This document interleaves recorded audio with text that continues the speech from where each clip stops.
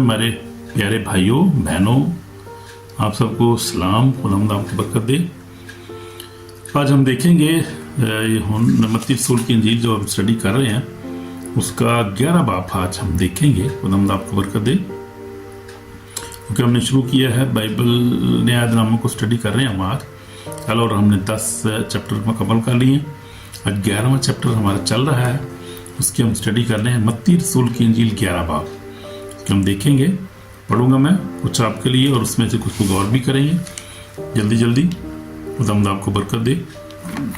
और एंड पे बड़ी खूबसूरत आयत है जो 28 आयत है। आई मेहनत उठाने वालों और बोझ से दबे हुए लोगों, मेरे पास मैं तुमको आराम दूंगा।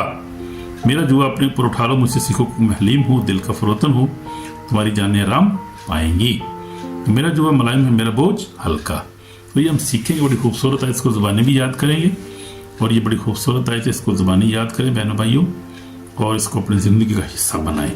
खुदावंद हमें बुला रहा है। खुदावंद कहता है कि मेहनत उठा रहे हो, परेशान हो, क्यों दुख में इधर आओ, मेरे पास आओ, मैं तुम्हें आराम दूंगा। आराम खुदावंद के पास है, नजात उसके पास है हमारी, और हमेशा की ज़िंदगी उसके पास है, गुनाहों की माफ़ी उसके पास है, शिफा उसके पास है, ब्रेक थ्रू, फाइनेंशियल हर तरह की ब्रेक थ्रू उसके पास है। किधर उधर जाने की क्या ज़रूरत है भाई, उसी के पास जाना चाहिए। आमीन, गॉड ब्लेस यू। तो हम देखेंगे ये मत्ती रसूल की इंजील 11 बाब हम देखेंगे। मैं पढ़ूंगा आपके लिए और साथ साथ फिर हम उसको देखते जाएंगे। आमीन।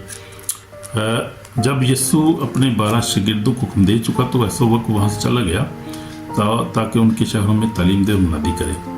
और यूहन्ना ने कैदखाना मसीह के कामों का हाल सुनकर शागिर्दों को उससे पिछवा भेजा कि आने वाला तू ही है या हम दूसरे की राह देखें। यीशु ने जवाब उनसे कहा, जो कुछ तुम सुनते और देखते हो जाकर यूहन्ना से बयान कर दो कि अंधे देखते हैं, लंगड़े चलते फिरते हैं, कोढ़ी पाक साफ किए जाते हैं, बहरे सुनते हैं, मुर्दा जिंदे किए जाते हैं, और गरीबों को खुशखबरी सुनाई जाती है। मुबारक है वो जो मेरे सब से ठोकर ना खाए।